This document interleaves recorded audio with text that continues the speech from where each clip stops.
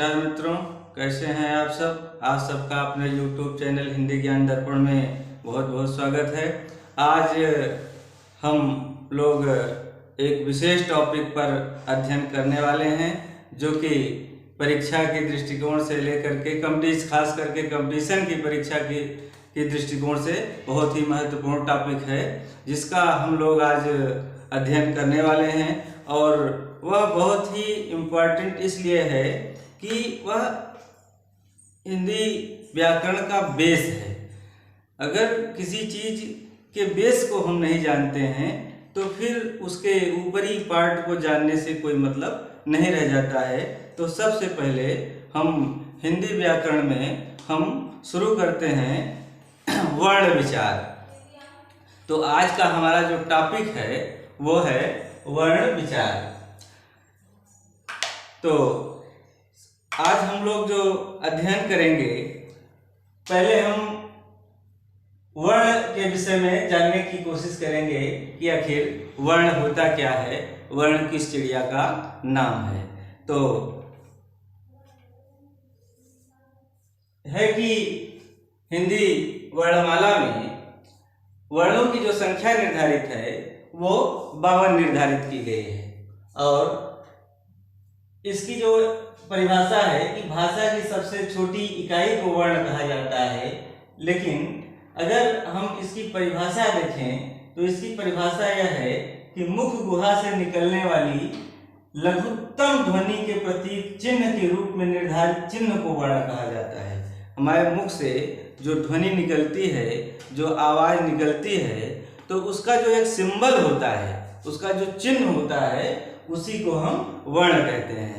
Example के रूप में हम देखेंगे कि जैसे हमारे मुख से ध्वनि निकली अ, हमारे मुख से ध्वनि निकली अ, तो आ को हिंदी में इस तरीके से लिखा जाता है और उसी आ को अंग्रेजी में इस तरीके से लिखा जाता है।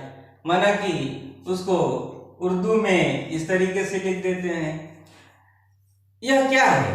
ये जो लिखने का तरीका, हमारे मुख से ध्वनि निकली अ और आ को कोई इस तरीके से लिखता है, कोई इस तरीके से लिखता है, कोई इस तरीके से, इस प्रकार से अपने अपने भाषा के अनुसार लोग उसके चिन्ह को अलग अलग तरीके से लिखते हैं।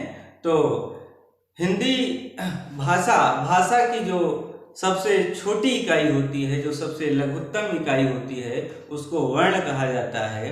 और वर्ण होता क्या है कि हमारे मुख से जो ध्वनि निकलती है और उस ध्वनि का जो एक निर्धारित चिन्ह होता है, उसी को वर्ण कहा जाता है।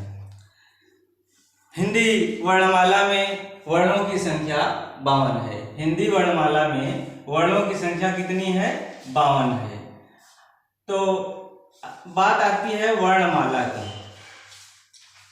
वर्णमाला, तो एक प्रश्न यह भी उठता है कि आखिर वर्णमाला क्या है। तो हमको वर्णमाला के विषय में भी जानने की आवश्यकता है कि वर्णमाला क्या होता है। तो वर्णमाला वर्णों के व्यवस्थित समूह को, वर्णों के व्यवस्थित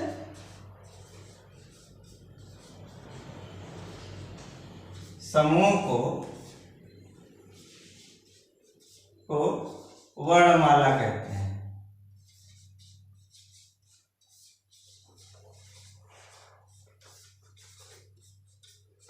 यह बात आपके शायद समझ में आ गई होगी कि वर्णमाला किसे कहते हैं। वर्णों के व्यवस्थित समूह को वर्णमाला कहते हैं। फिर इसके बाद प्रायः हम लोग करते क्या हैं कि वर्ण और अक्षर को एक ही परिभाषा देते हैं कि वर्ण और अक्षर एक ही चीजें होती हैं। लेकिन उसमें थोड़ा सा अंतर होता है जिसे हमें समझने की आवश्यकता होती है कि आखिर वर्ण और अक्षर में अंतर क्या होता है।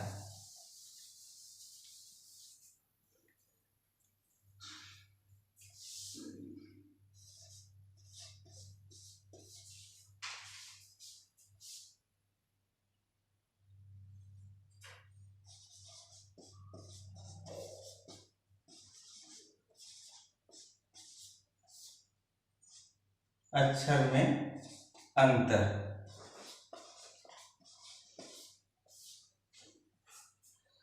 तो वर्ण और अक्षर में जो अंतर होता है वो परिभाषा के आधार पर होता है।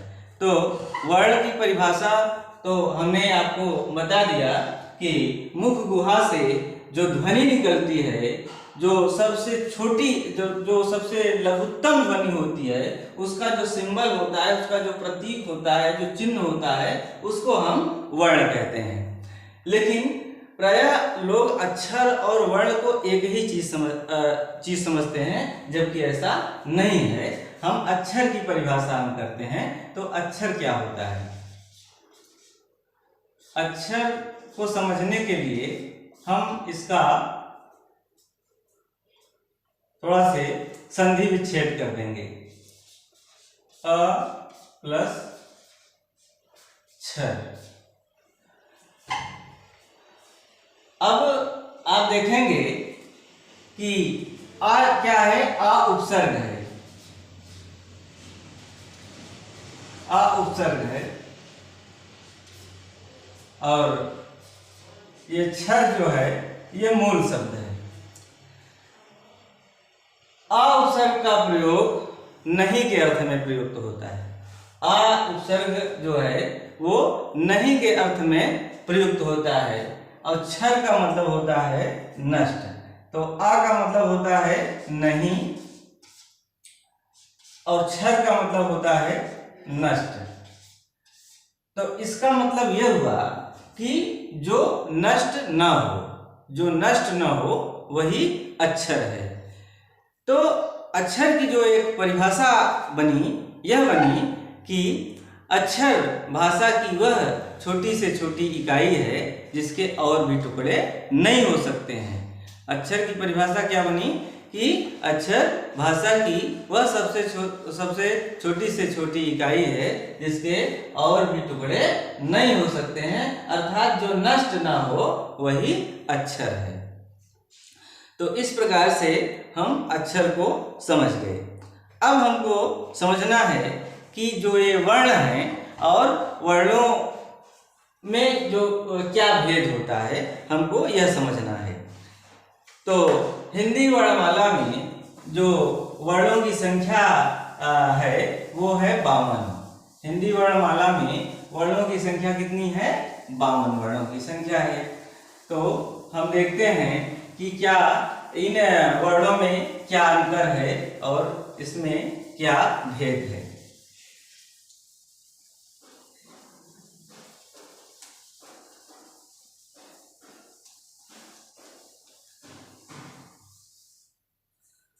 तो हम देखेंगे वर्णों के भेद के विषय में।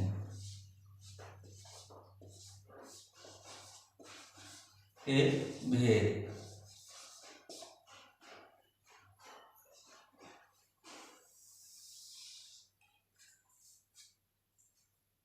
तो हम जब वर्णों का भेद करते हैं तो उसमें जो पहला भेद होता है वह स्वर और व्यंजन के रूप में सामने निकल करके आता है।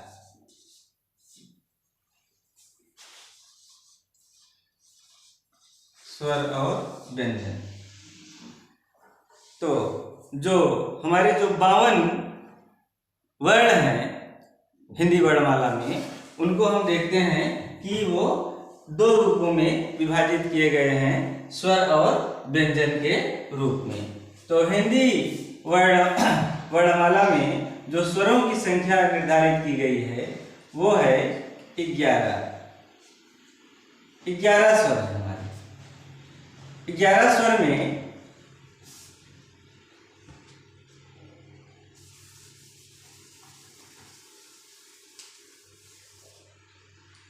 11 जो स्वर हैं उसमें अ,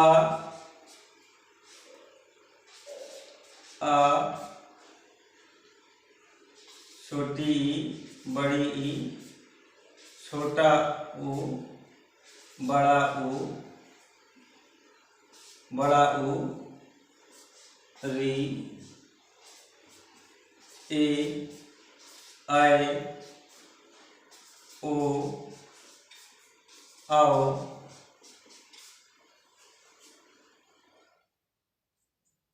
और ये फिर अन और अह, ये अनुस्वार और विसर्ग के रूप में जाने जाते हैं, जिसे अयोगवाह कहते हैं।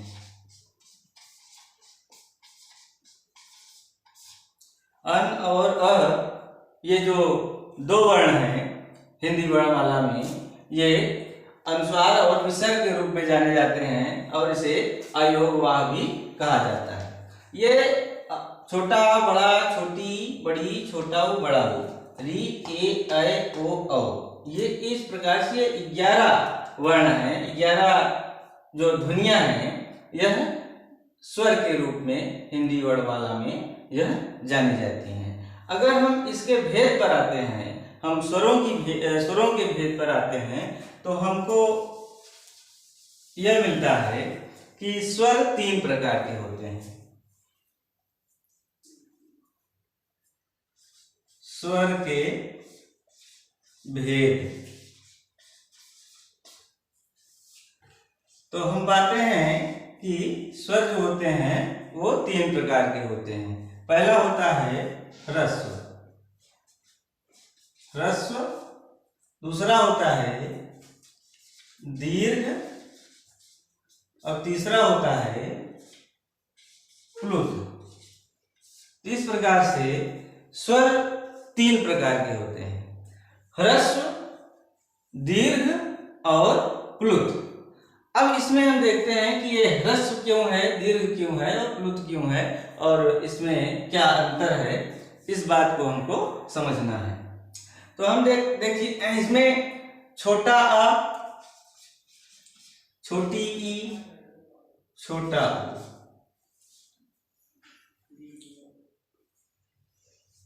ये जो हैं ये ह्रस्व स्वर हैं। बड़ा आ, बड़ी ई, बड़ा ऊ, बड़ी ई, बड़ा ऊ, री, ए, ऐ, ओ, औ।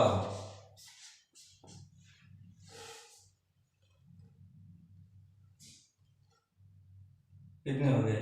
1 2 3 4, 4 8, 8 3 11। तो इस प्रकार से ह्रस्व स्वर में अ, ई, उ, छोटा आ, छोटी ई, छोटा ऊ, और फिर दीर्घ में बड़ा आ, बड़ी ई, बड़ा ऊ, री, ए, ऐ, ओ, औ। ये जितने भी स्वर हैं ये सब दीर्घ स्वर कहे जाते हैं। फिर तीसरे नंबर पर जो आता है वो प्लुत स्वर है। तो प्लुत का क्या मतलब होता है? पहली बात तो हमें यह समझने की जरूरत है कि यह जो छोटा और बड़ा है ना, यह छोटा और बड़ा क्यों है? तो यह जो छोटा और बड़ा है यह उच्चारण में लगने वाले समय के आधार पर है, जिसे हम मात्रा कहते हैं। उच्चारण में लगने वाला समय का क्या मतलब है कि किसी वर्ण के उच्चारण में कम समय लगता है, किसी वर्ण के उच्चारण में अधिक समय लगता है। तो जिस वर्ण के उच्चारण में एक मात्रा का समय लगता है उसे हम ह्रस्व कहते हैं। जिस वर्ण के उच्चारण में द्वि मात्रा का समय लगता है उसे हम दीर्घ कहते हैं, और जिस वर्ण के उच्चारण में 3 मात्रा का समय लगता है उसे हम प्लुत कहते हैं। तो अभी इसको और थोड़ा से आपको गहराई से समझने की आवश्यकता है। अब आप देखिए, जैसे हमने कहा अ, ई, उ, तो हमने इतना समय दिया इस पे ये, और फिर हमने कहा कि आ, ई, उ, तो जाहिर सी बात है कि यहाँ पे हमने कम समय दिया और यहाँ पे हमने अधिक समय दिया। तो यहाँ पे 1 मात्रा का समय लगा और यहाँ पे द्वि मात्रा का समय लगा। तो जहां पे एक मात्रा का समय लग रहा है उसे हम ह्रस्व कहते हैं, और जहां द्वि मात्रा का समय लगता है उसे हम दीर्घ कहते हैं। लेकिन ये जो प्लुत है, प्लुत, तो इसमें इसका उल्लेख वर्णमाला में नहीं किया गया है, लेकिन इसको हमको समझने की आवश्यकता है कि इसका प्रयोग कहाँ होता है और फिर ये लिखा कैसे जाता है। जैसे कि हमने लिख दिया क। अब ये क एक अक्षर है और यह व्यंजन वर्ण है। इसमें यह जो व्यंजन है, और यह भी आपको पता है कि व्यंजन जो होते हैं वो स्वर की सहायता से बोले जाते हैं, और इसमें अ जो है वो समाहित है। बिना अ की सहायता से हम क का उच्चारण नहीं कर सकते हैं या व्यंजन का उच्चारण हम नहीं कर सकते हैं। अब इसमें एक मात्रा ऑलरेडी है क, और इसमें हमको अगर द्वि मात्रा का समय लगाना हो तो हम इसके बगल में एक डंडी, एक पाई, एक लाठी ऐसे बना देते हैं। अब हम इसका उच्चारण करेंगे क। अब इसका उच्चारण हम क्या करेंगे? क। पहले क्या करते थे? क। पहले करते थे क, अब क्या करेंगे? क। अब यहाँ पे एक मात्रा का समय लग रहा है, यहाँ पे द्वि मात्रा का समय लग रहा है।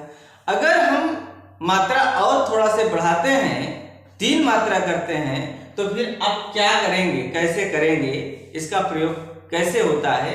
तो जब तीन मात्रा का जहां प्रयोग करना हो तो वहां पे तीन लिख दिया जाता है। वो कैसे? जैसे कि एक शब्द आप लोग देखते होंगे लिखा रहता है ओम, तो ये पढ़ने में आप इसको क्या पढ़ेंगे? ओम।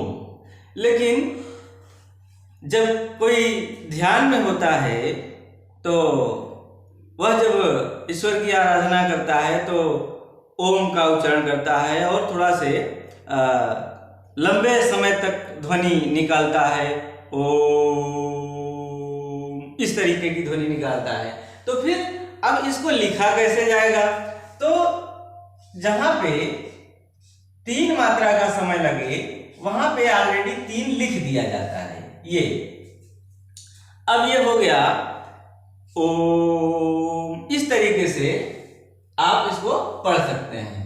और जब तीन मात्रा का, जिसे प्लुत स्वर कहते हैं, जहां तीन मात्रा का समय लगे उसमें जो है कोई डंडी, कोई पाई वैसे नहीं लगती है, वहां पे सीधा सीधा हिंदी का जो तीन होता है वही लिख दिया जाता है। तो इस प्रकार से जो वर्णों के भेद में हम चल रहे थे, तो हमने पढ़ा कि वर्णों के जो दो भेद हैं, जो स्वर और व्यंजन के रूप में जाने जाते हैं। तो अभी जो हमारा अध्ययन चल रहा है, जो हम लोग पढ़ रहे हैं, हम स्वर पढ़ रहे हैं, स्वर का अध्ययन कर रहे हैं।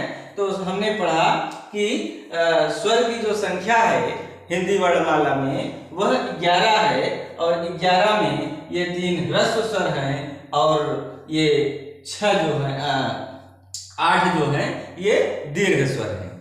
और फिर इसके बाद प्लुत जो स्वर होता है वो प्लुत क्या होता है और उसका प्रयोग कहाँ होता है, और फिर प्लुत स्वर को लिखते कैसे हैं, उसका अध्ययन हमने किया।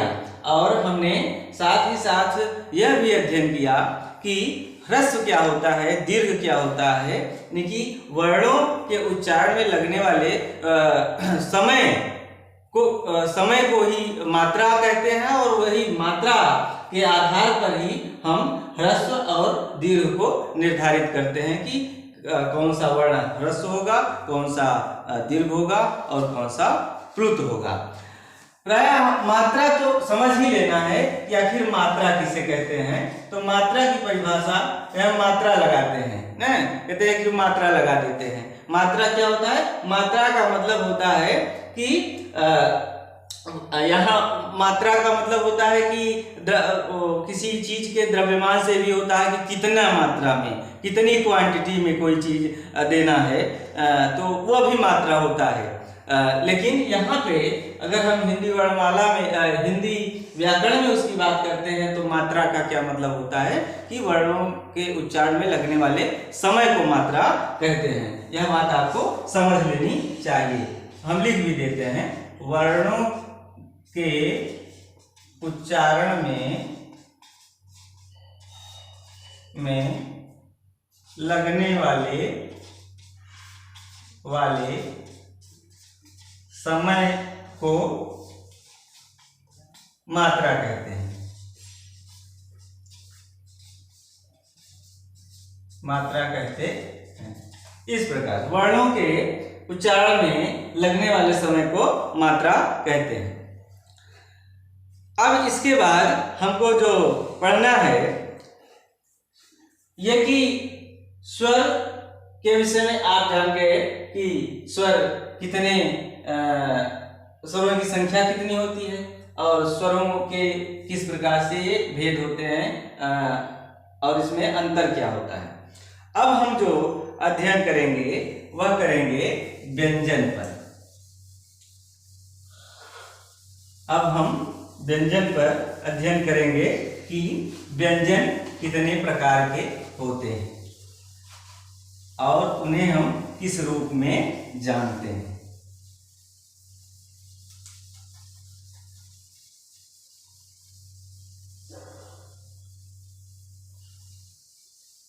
अब देखिए, ये व्यंजन तो हिंदी वर्णमाला में वैसे व्यंजन की संख्या 33 है। हिंदी वर्णमाला में व्यंजन की संख्या कितनी है? 33। तो अब आप देखेंगे कि व्यंजन के भी अपने कई भेद हैं, इसको आपको समझना होगा। व्यंजन तो पहले तो क ख ग घ अंग, क ख ग घ अंग, ये क ख ग घ अंग, च छ ज झ ञ, ट ठ ड ढ अण, त थ द ध न, प ह ब भ म। तो यह 25 वर्ण हुए। व्यंजन में ये 25 वर्ण हुए और इनकी संख्या ये 25 है। इनको हम क वर्ग, च वर्ग, ट वर्ग, त वर्ग, प वर्ग इस प्रकार से हम इनको जानते हैं। क वर्ग में 5 वर्ण, क ख ग घ अंग, च वर्ग में 5 वर्ण, ये च छ ज झ ञ, तो क ख ग घ अंग, ये सब स्पर्श व्यंजन कहलाते हैं। क्या कहलाते हैं? स्पर्श व्यंजन।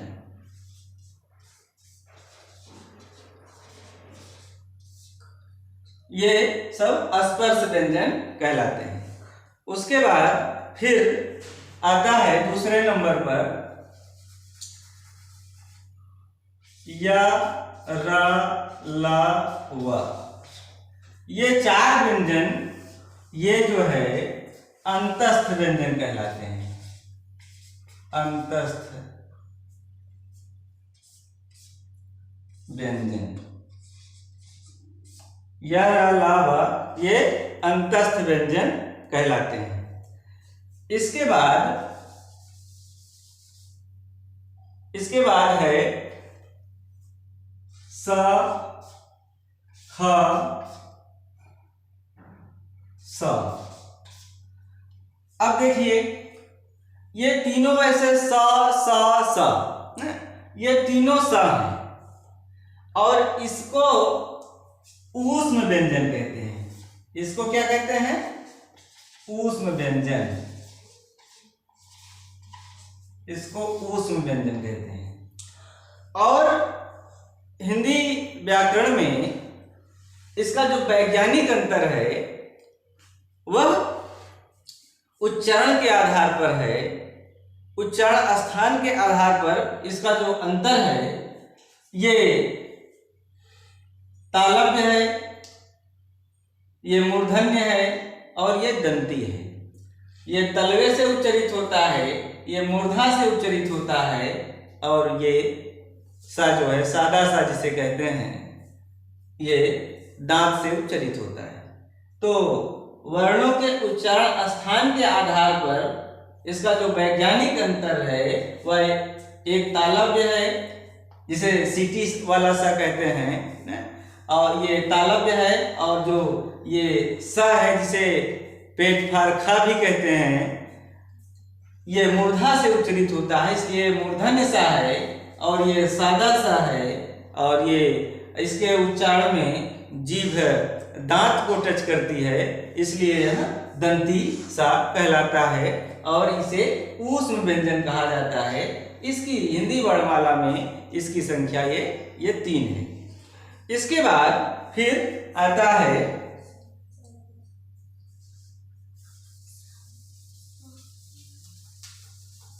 इसके बाद हम अध्ययन करेंगे स्र ना, छ, त्र और ज्ञ। अब ये जो है, ये जो 4 ध्वनियां हैं, ये जो 4 वर्ण हैं हिंदी वर्णमाला में, इन्हें हम संयुक्त व्यंजन कहते हैं। इसे हम क्या कहते हैं? संयुक्त व्यंजन कहते हैं। संयुक्त व्यंजन कहते हैं।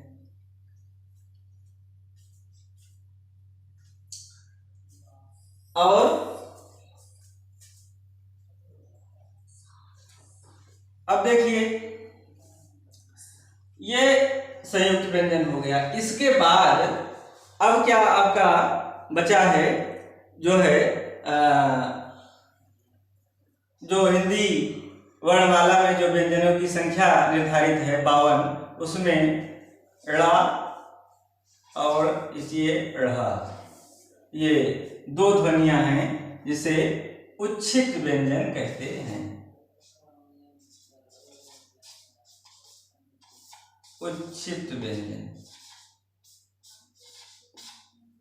तो इस प्रकार से आज की जो ये क्लास है उसमें हमने वर्णों पर अध्ययन किया और हमने जाना कि वर्ण क्या होते हैं, अक्षर क्या होते हैं, वर्ण की परिभाषा क्या होती है, अक्षर की क्या परिभाषा होती है, वर्णों में क्या भेद होते हैं, किस रूप में होता है।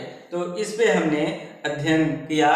और साथियों, आज की क्लास से अगर आपको लाभ हो, आप कुछ सीखें, तो आपका धर्म बनता है कि इस चैनल को सब्सक्राइब करें, लाइक करें और कमेंट बॉक्स में अच्छे अच्छे कमेंट करें, जिससे हमारा हौसला अफजाई होगा।